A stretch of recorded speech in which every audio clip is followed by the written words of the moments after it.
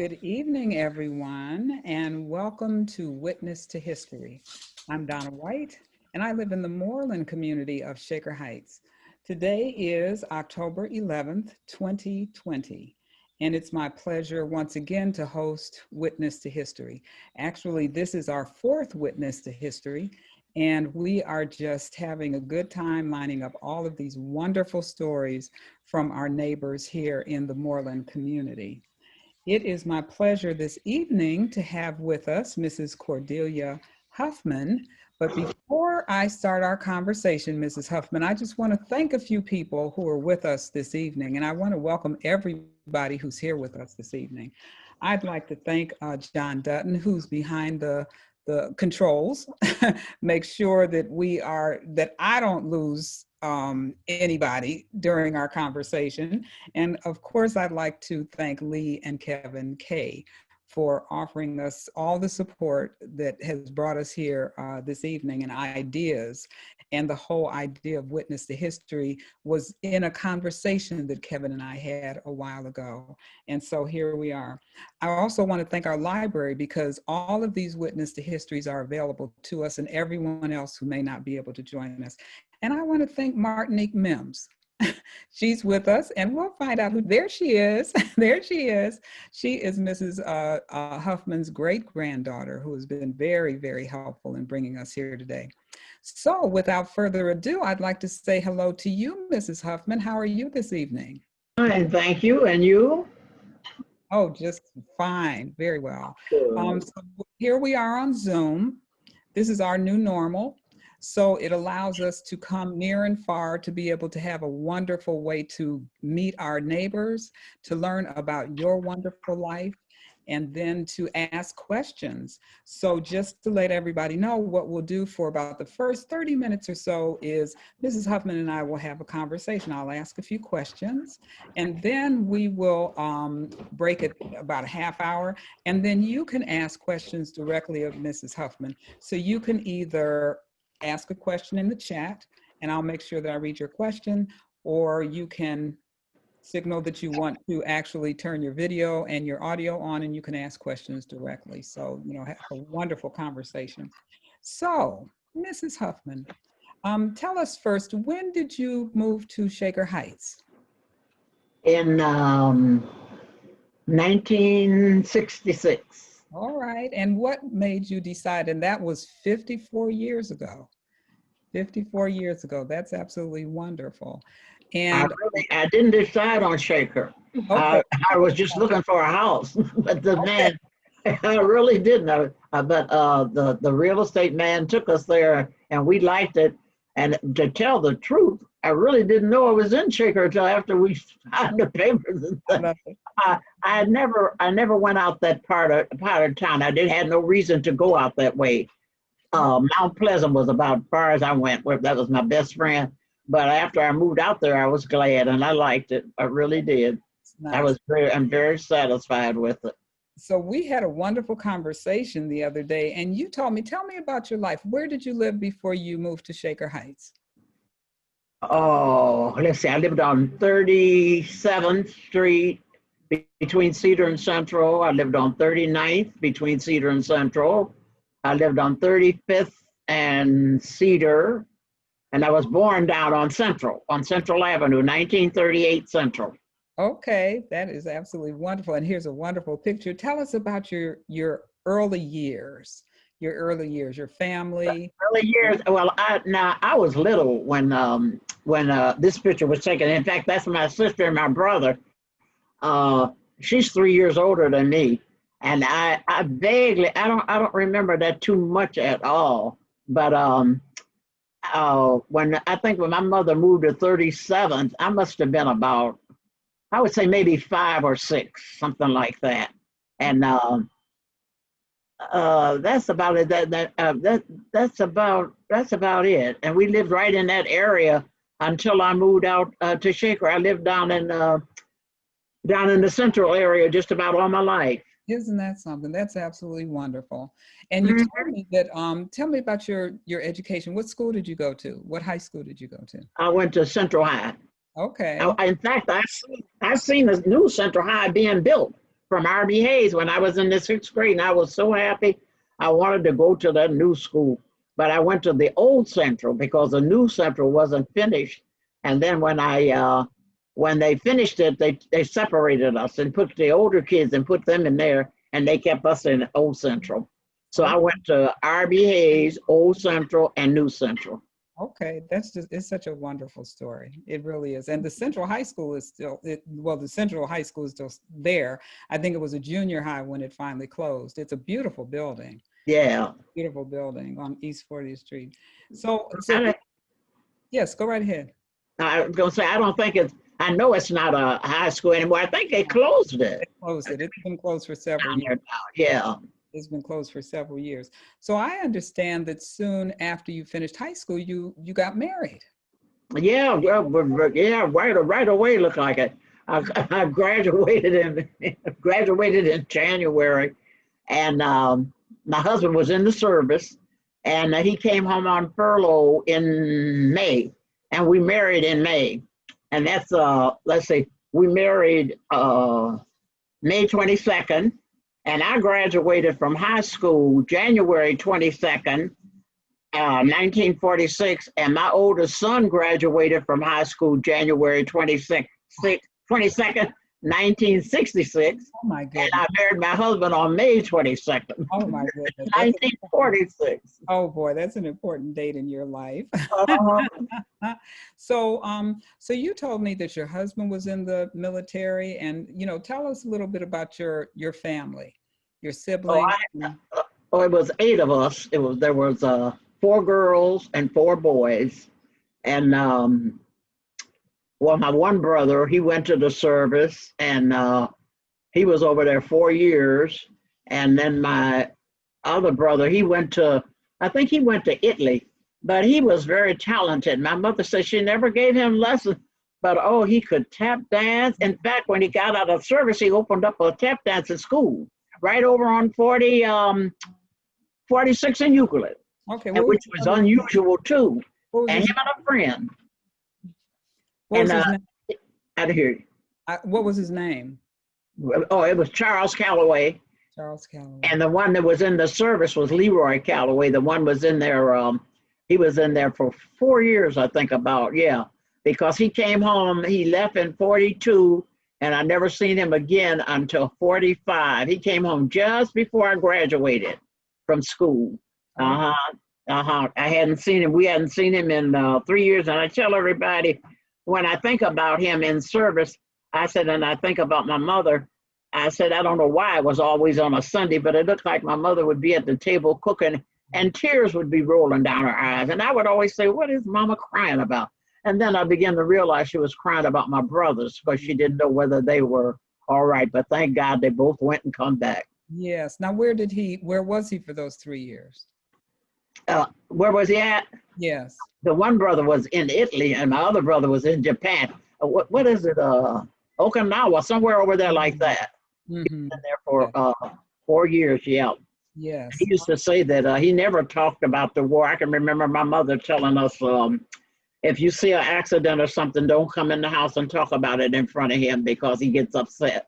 And I said, but other than that, he did okay, thank the Lord. Oh, I'm sure you all were so proud. What a family. That's absolutely wonderful. That's absolutely wonderful. Well, I understand that you had a long career at Stouffer's Foods. Tell us a bit about that. Oh, I did. I started at Stouffer's in 1962, and I stayed there for 27 years. I retired in 19. No, not 19. Was it 19? Yeah, 1980, 89, I think. Anyways, it was 27 years. And I had a good time there. And like I told you, that I received a trip when I had been there 25 years, but I couldn't take the trip the year I was supposed to, because I had one brother that was real sick in the spring and he died. And then that fall, I had another brother that was ill and he died. And the girl called me in the office after that, and she told me that they understood, but they wanted me to go on and take my trip and bring in whoever was going with me. And they gave me an all-expense trip to California. for two, and we went by train. We didn't want to go by plane, and everything was free. Everything was free, and they gave me a $200 check for tips, and which we had a wonderful time. That's something. So you went by train. We went by train. I liked it. Oh, it was so nice. You met a lot of people, and I remember I met a lady that was moving from New York to California, and we, they had their little snack bar where people could go and have snacks and drinks and things, and we would go in there a lot, me and my husband, and the people were so friendly. It was a beautiful trip. Oh, that's wonderful. What a gift. I mean, I don't think there are very many companies. That's what my son said. That's what that would offer their employees all expense paid trips because they're actually appreciating the service that you've offered to their business. Right. That's wonderful. How generous. Now I understand. Now where was Stouffer's? Now this wasn't something that I know. Stouffer's was at 38th and Woodland. The building is still there. 38th and Woodland. In fact, I lived so close to Stouffer's that I could walk to work. It wasn't 10 minutes from where I lived at, but they were at 38th and Woodland, and then they built the plant in Solon. Okay. And the building is still standing there. Oh, okay. So you told us a little bit of a story before we got started this evening about the freezer. About the freezer. They knew I did not like that freezer. Tell the story. I'm telling you, when I first started, we would cut up cheese and you put it on a rack and you take it over to the freezer. And I took it a couple of times, but I said, oh, I don't like this. And I told the girl I was working with, she didn't mind it. I said, would you take it, if I bring it over there to you, would you take it in the freezer? Because I don't like the freezer.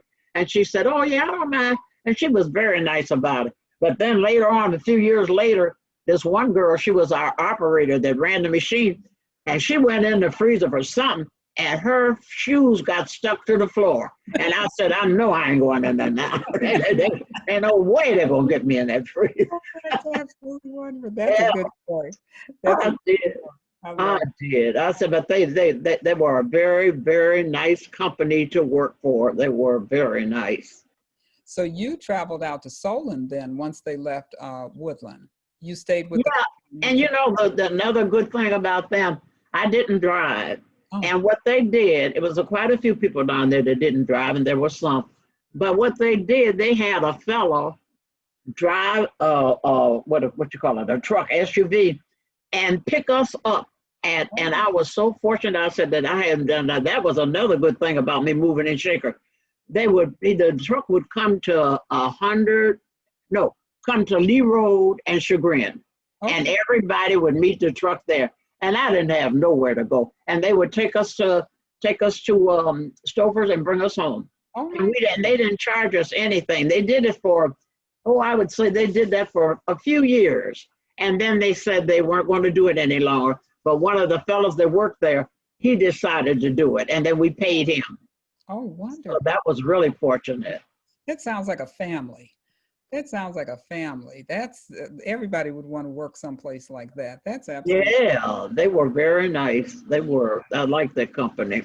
Yes. Well, tell us a bit more about your family. I understand you have 2 sons. Yeah, I have 2 boys. Okay, and tell us, grandchildren. I have 2 boys. Each boy has 2 children. One has 2 girls, and one has 2 boys. And I have what I got? I got 4 grandchildren, and I got 9 great-grandchildren, and I got 2 great-great-grandchildren. Oh my goodness, what a blessing. Now, who's this in this picture? That's we want to point them out, Marty. That's Marty's mother. And the Whyte. And that's her aunt, Dion, and then that's her grandmother, because I'm her great-grandmother, and that's her, the baby. The baby. That's her. So Martinique's mother is on your left, our left. Aunt's in the middle. Okay, nice. And that's Martinique there, the little baby. Yeah, I told her, I said, Marty, do you know what's funny about you and your brother? I said, You never seen me and my husband work. When they were born, both of us were retired. Right. Yeah, 'cause my husband got to retire at, what did my husband, I think he was 50 or 55. I think he worked for the city of Cleveland, and he had the age, and he retired at 55. And then he lived 25 years after he retired. Oh, wow, wonderful. And your husband's name again? Monroe Huffman. Monroe Huffman. How nice. How nice. With the city of Cleveland. That's wonderful. That's Yeah. wonderful. So some of the things you had told me about, growing up in Central, and you told me a little bit about Caramel. Tell me some of your memories about Caramel House. The what? Caramel House. Family. Caramel. My family. Caramel House. Oh, Caramel. Oh, yeah. But you know what? I think I told you. Oh, Caramel House. Some years ago, Shaker was talking about, I think maybe 10 years after we moved out here, they were talking about building a studio like Caramel, right down there where they got the service center. Mm-hmm. And I remember me and my husband talking, and I said, oh, that would be so nice. I said, they would have plays and things. We could go there. And they talked about it, I would say maybe 2 or 3 years. And the next thing I know, they done thrown up the service center. I said, what happened to the Caramel House? Nobody. My street used to go straight through. And they, yes. And the other street. And I said, well, I'll be darned. Wonder what happened to that. And like I told you, that me and my next door neighbor, we went to some meetings at the library, and they were talking about things they wanted to do for Shaker. And I mentioned that to them. I said, they were talking about what happened. That would have been so nice for the elderly people and for the young people. They could go there and, dance. They had dancing, they had singing, they had music classes. That would have been so, I don't know what happened with that. Yes, well, yes. Maybe some people who are online may remember that. I don't remember that. That was before I moved here, I suppose. But you said that there were some people that you were very close to who went to Caramel. Oh, yeah, I'm that jealous. Yeah, I met Mr. and Mrs. Jelliff. They were just as nice as they could be.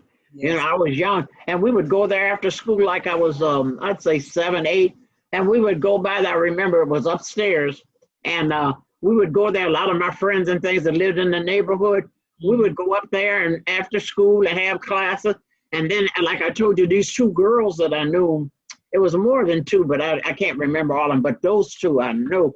This one girl, she lived down the street from us on 39th. Her name was Pearl Johnson, and the other girl, I can't think of her name. But anyway, they were excellent. Oh, excellent dancers. They could do that modern dancing. They left here and went to New York. And they said they wound up with the Catherine Dunham dancers. Yes. How wonderful. Just the talent from Cleveland. Yeah. That's wonderful. And you knew them. And also, you said that you were met somebody, you saw some entertainers right here in Cleveland. I want to bring one person up who said that you had gone to the Playmore. Some of us on oh, yeah. I went to the Playmore, and that's where Cab Calloway was. And I thought that was so, oh, God, everybody thought, he was a good-looking man and beautiful hair and his white suit, oh, my. But I said, everybody said, why didn't you get his autograph? Oh, I said, I wasn't thinking about Cab Calloway. I wanted to dance with the little boys here. Cab Calloway gonna leave town. I didn't think about Cab Calloway. And I said, I really didn't. I was as close to him as I am to Marty. I said, I could have got his autograph, and I should have got it because my name was Calloway.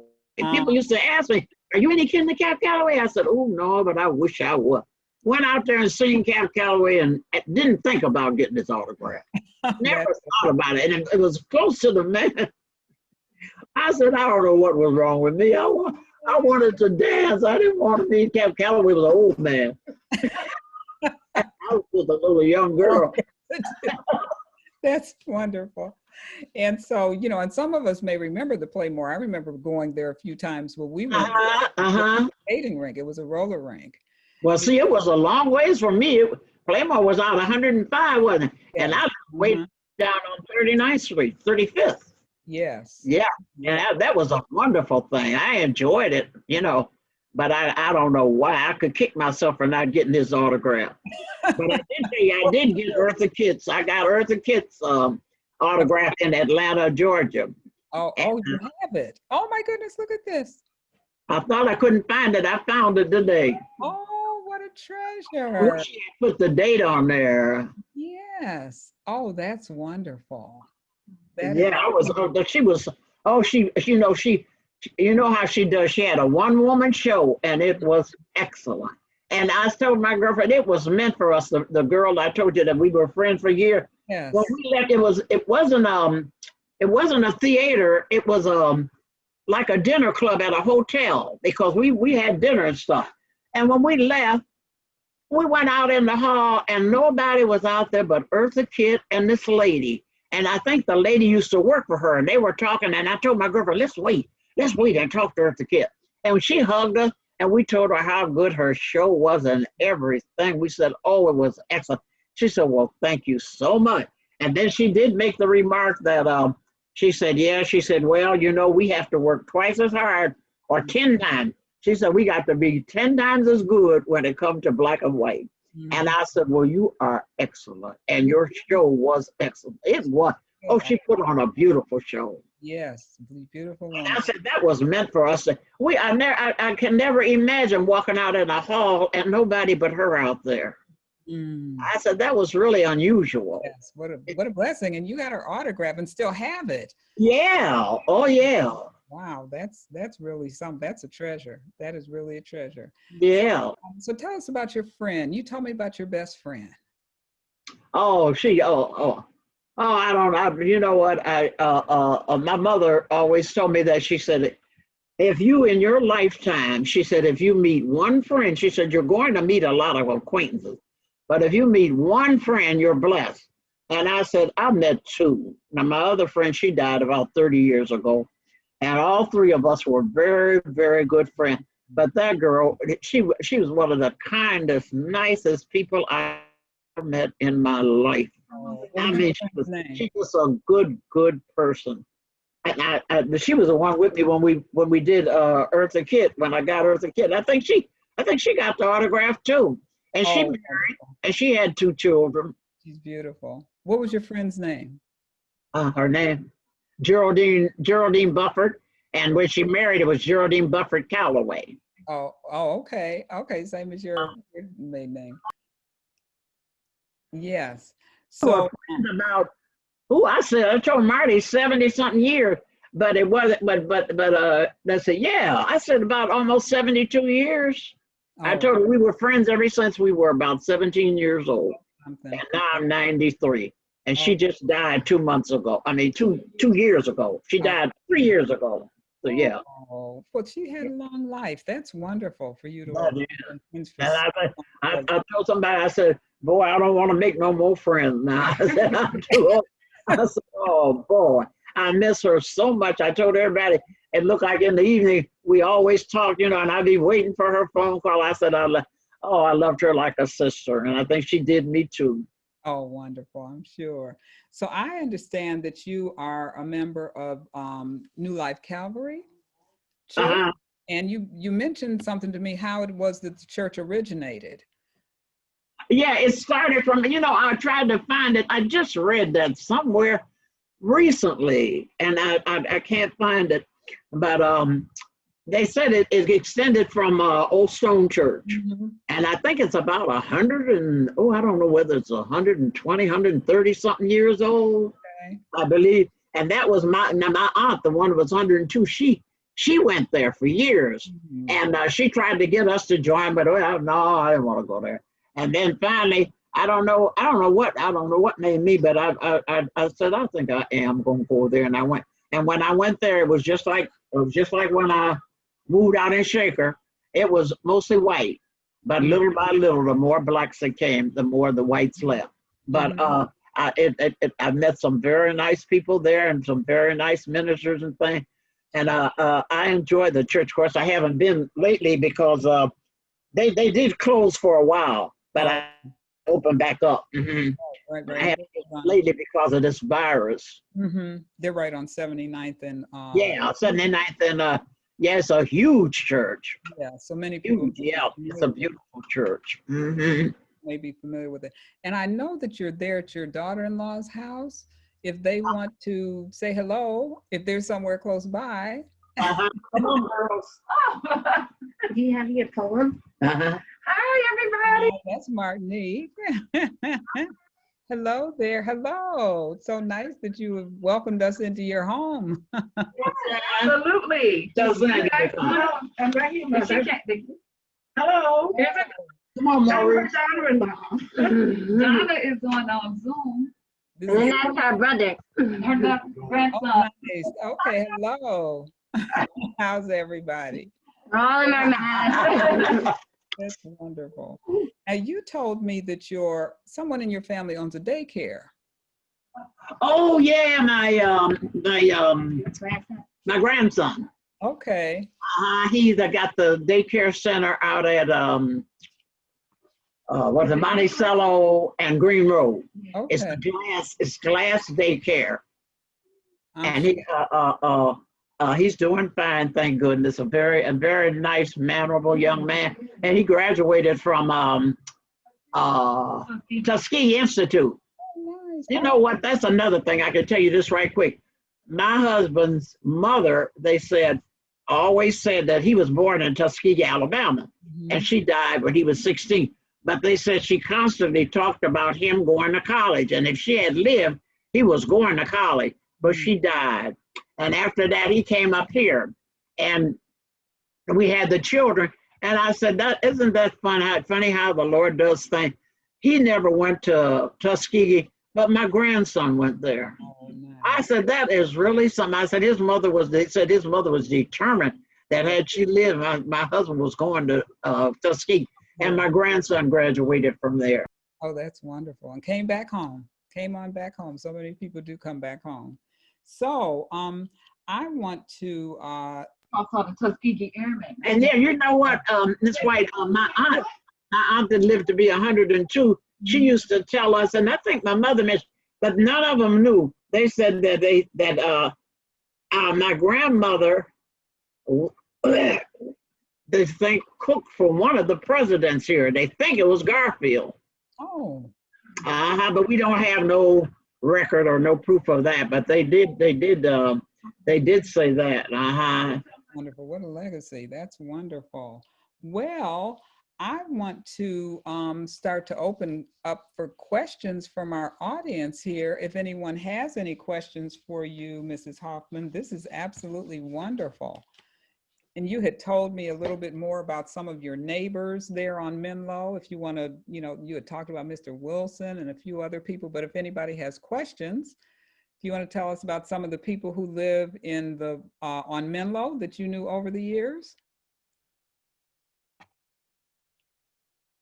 One neighbor. Oh boy, my one neighbor. Excuse me. She moved there. I always thought it was a year, but she moved there about I think she said maybe about 6 months after me, but I thought it was a year because we did. And she was a school teacher and she was a principal I think she was a school teacher for 20-something years and a principal for about 10 or 12 years, something like that. But she's another one. Oh, you're talking about a lovely person, but she's suffering with dementia now. And I miss her so much. You're talking about a nice person. Me and her, in fact, we used to come up to the library together and go to some of the meetings. Oh, no. Some of the people up there probably know her too. And they would tell us about different things they wanted to do for Shaker. And we went to some of those meetings and they were very, very nice. But I miss her too. She's been sick for about 2 years now. And I said, I really miss her. When she moved in that house, she didn't have no children. And then she said, now she got a girl and a boy. They're both grown and they got children. They don't live here though. They live in Illinois. But I really miss her. Oh, I miss her so much. She's another fine person. A very fine person. And you told us, does anybody have questions? Who? We're seeing if they have questions. Did I have any? Anybody in our audience if they had questions? And I remember you telling us as well about a Mr. Wilson who lived on your street. Oh yeah, he did. And I'm sure some people, Mr. Wilson was a little older than I was, but he used to go up and down the street and look at the lawns and things. And I know he did not lawn for me a couple of times. And he was a very nice person. And but I don't know if Mr. Wilson, I think he moved. I don't know if he died or not. But like I say, he was older, way older than me. But he was a very nice person, Mr. Wilson. And the fellow across the street, John, was a very nice. And I was just so proud of him being a young boy, 22, and buying a home. I thought that was wonderful. And he was real friendly too, real friendly. Nice. Well, I have a question here from Kevin K. What did the Chagrin Lee area look like when you first moved to Shaker? Chagrin and Lee, that area right there. What did that look like? Looked like a car industry. Everywhere you look, they were selling cars. That building up there, Lee and Chagrin, that building wasn't even there. They were selling cars everywhere. It looked like it was everywhere. And on the other side where Heinen's is, they used to have stores that came out to the sidewalk. Yes. It was a bank, a drugstore, and there was a Zagaras, because I remember I used to go in there sometime. Oh yeah, it was different. They remodeled a lot of it. Oh yes. I think we have another remodel coming along. I remember when there was a bowling alley up there. Really?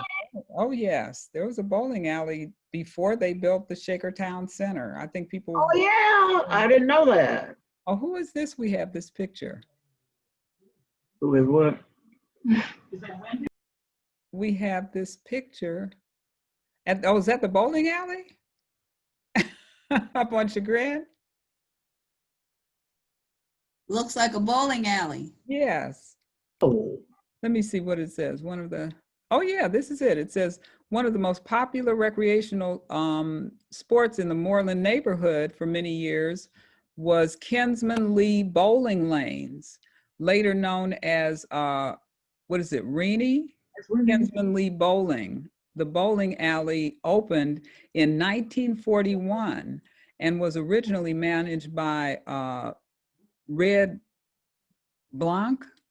The building in which the bowling alley was located was torn down in 1990 to make room for the Shakertown Convenient Shopping Center. The humorous photo above was taken in around the mid-1960s. Oh. Wow, wonderful. Wonderful. That's it. That's great. That's great. Here, I have a question. Do you remember Marion School across the street from St. Vincent Charity Hospital? What was it like during the time you lived there? Do you remember Marion School? No, my brother and sister do. I don't remember Marion. As you said, I remember the name of it.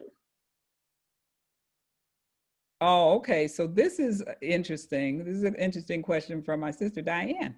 What was it like for you, the transition when the street changed from white to mostly Black?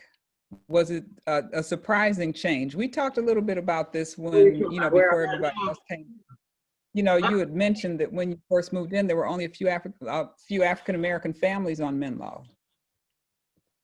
Well, you know what? Like I said, I worked most of the time, and I didn't hardly know the people moved until like Saturday or Sunday, and see somebody come out. But I don't know. I don't guess it surprised me that much, because I do remember before I moved out here, out there, that I may even have the paper at home. I remember reading the paper where they said Lee and Harvard.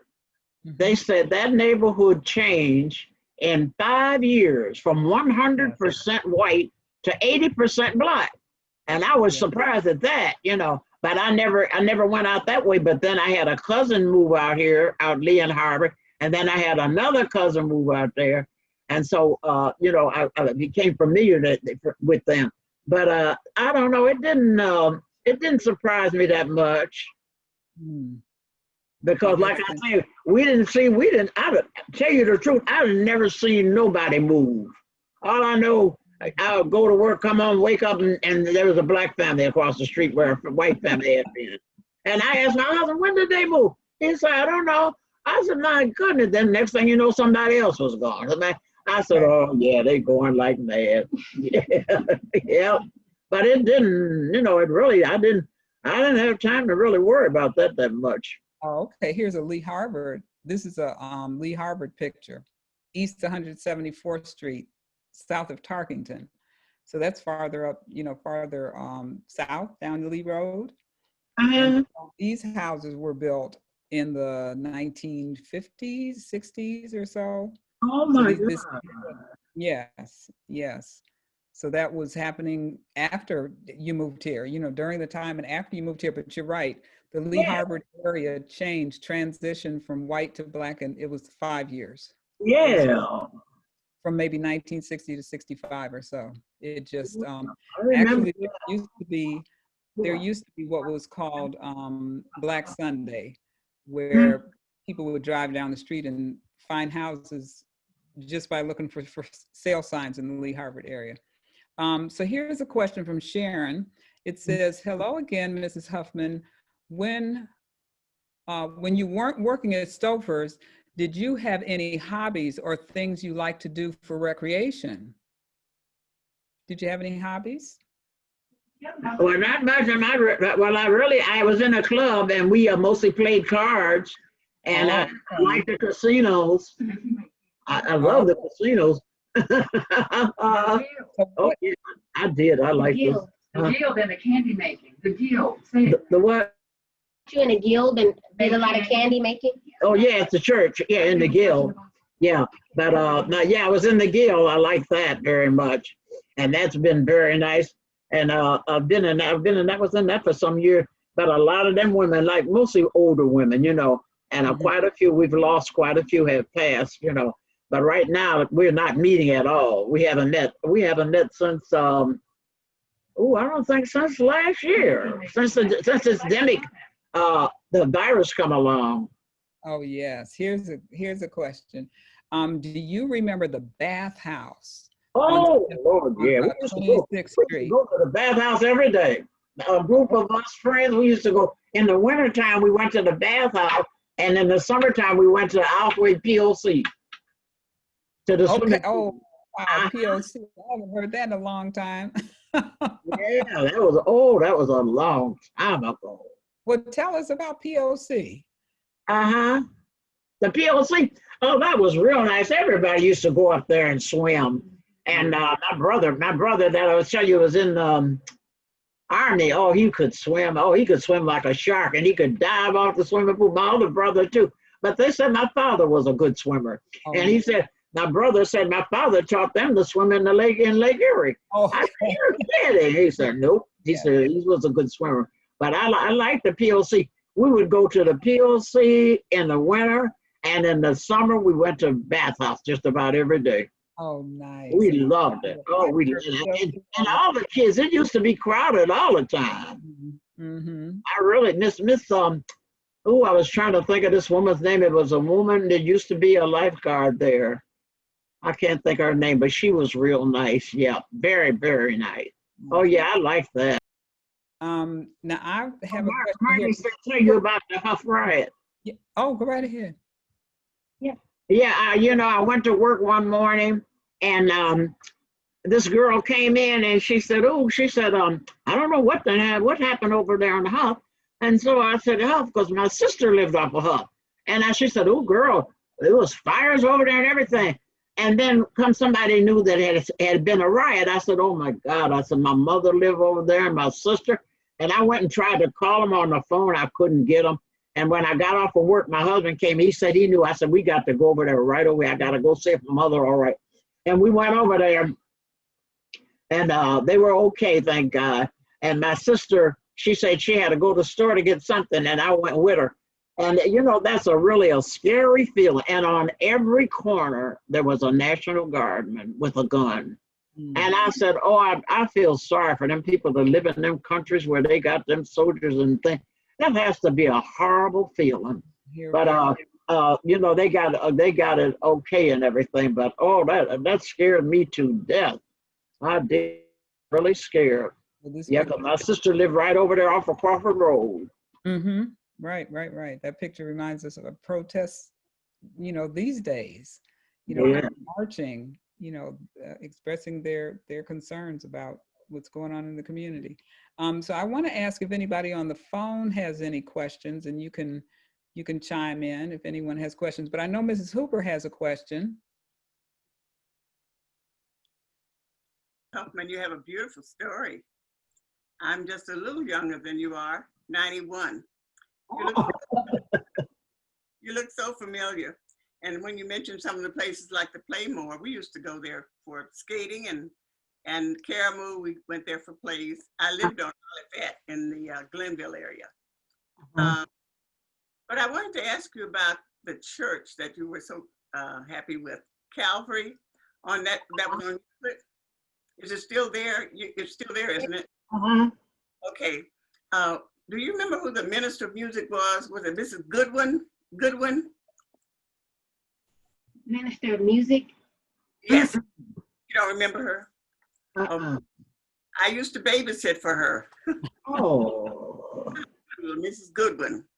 And I just loved the whole family as well as the church atmosphere.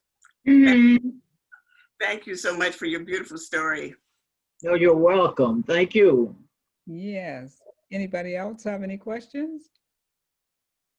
Yes. Yes. Oh, this is me. Wait, Oh, I put it in the chat, but maybe I could say it. okay, go right ahead. That's my sister Diane. Okay, go right ahead. Hello, my name is Diane. I'm Donna Whyte's sister. And I wanted to tell you that I knew Pearl Johnson. Oh. Pearl was a brilliant dancer. Yeah. Yes, I was happy to hear that she was a good friend of yours. Uh-huh.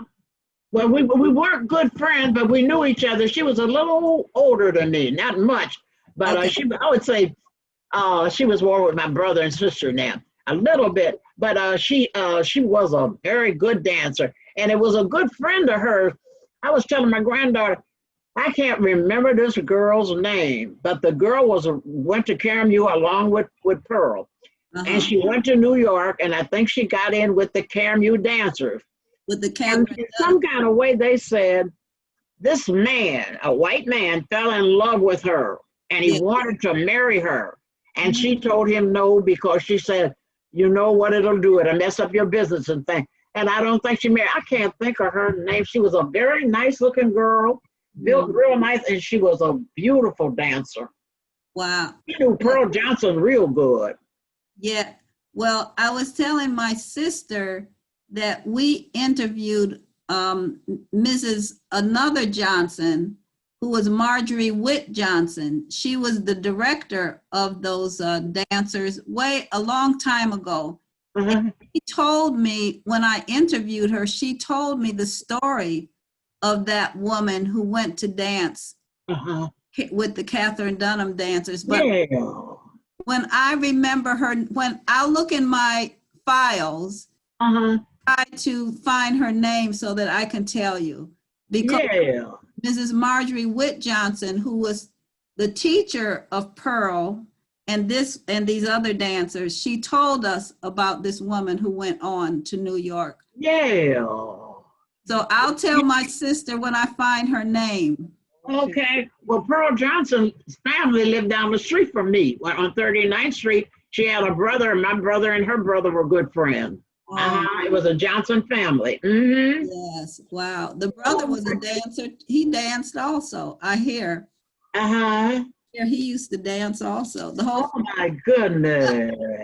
Oh, the small world. Isn't it? Isn't it?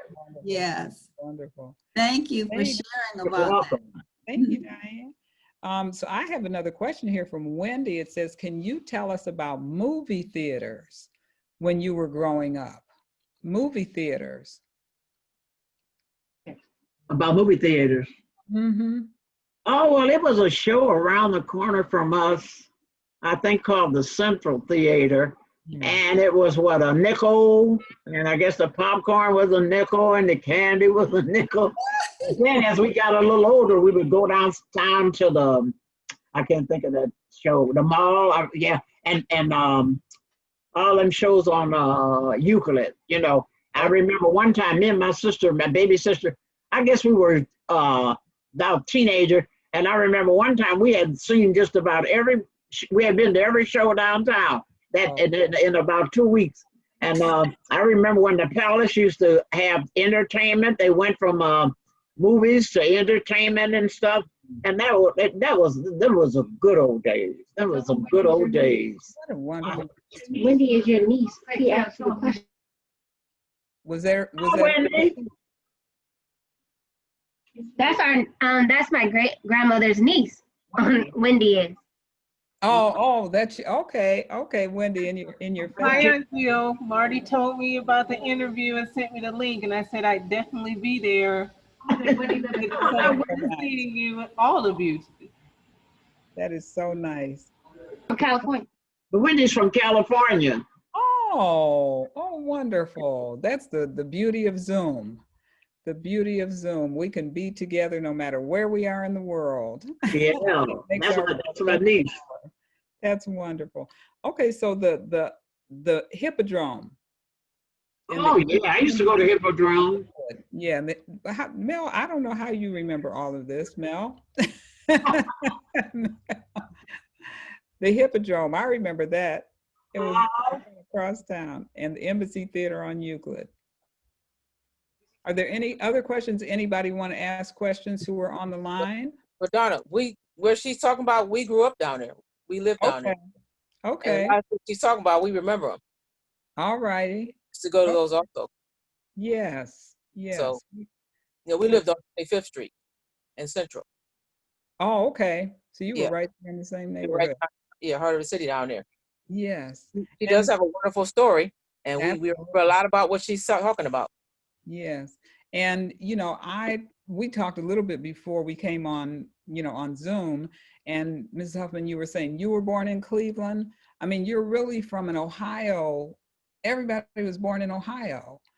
Tell us, a little bit about that. You said you were born in Ohio and your husband was born in Ohio. Everybody, are Ohioans.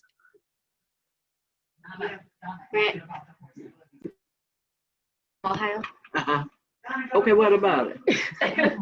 Everybody born in Ohio. Which one? The family? Yeah. Yes. Yeah. Oh, yeah. All of us were born in Ohio. And my mother, in fact, my mother's family was 8 of them, and 3 of them were born in Lorraine, and the other, 5 were born in Cleveland. Mm-hmm. Mm-hmm. And Marty keeps telling me to tell you about the horse and buggies. I remember when I lived on 39th Street, I don't think it's there no more, but they used to have, I don't know what you would call it, but it was like 3 floors, and that's where they kept the horses, and they would deliver milk with the horse and buggy. And I seen them change from the horse and buggy to the car. Oh boy. Wow. Oh, there we are. Look at this. What? What a wonderful picture. Looks like a fire engine. My grandmother. Picture, Cleveland picture. And the question here about, I don't know if I can see it now. A question that you had, about Franklin Roosevelt. That was something that you had mentioned to me when you were young, about President Roosevelt. Oh yeah, I tell the kids that, you know what? I said, we only had one president when I was in school, and that was Franklin Delano Roosevelt. And then, he died in 45, and Truman took over. Right. Yeah. Yeah, I had one, that's when they changed it, because they said, had he been no good, he could have been a dictator, because he got in just by nothing. People just went and voted. He did so much good, Mm-hmm. Yeah, I remember that. That's something. Well, that is definitely an experience that we don't have, because if they're in for 8 years, that's it. But that's really quite interesting to grow up under one president all the way through school. Right, from 1932 to 1945. Well, this has been just absolutely wonderful, Mrs. Huffman, for you to be our guest this evening. Is there anything else that you would like to share with us that you, Yeah. and Mike here's the told me to question. tell you that my grandmother owned horse and buggy, and she used to rent them out to the city. Oh, Uh-huh. My grandmother did. your grandmother rented them out to the city. Oh my goodness. Oh my goodness. What a wonderful story. She Memories. wanted to share in closing her poem. She's Oh, in her yeah. classes. And, can I ask a question before that, right before that, and that'll be our last question. What do you consider the most remarkable change in your life? Oh, I don't know. Hmm. That's from Monica. I don't know. I think, well, one thing I can think of right away is I think having brain surgery really changed me a lot. Hmm. Wow. Yeah, that was an experience. That was really something. That's When did you have it? In 1960, 62, 60, no, I started sober in 62 and I had surgery in 63. Okay. Mhm. Okay. Wow. Many years ago. Yeah. And here we are. God is good.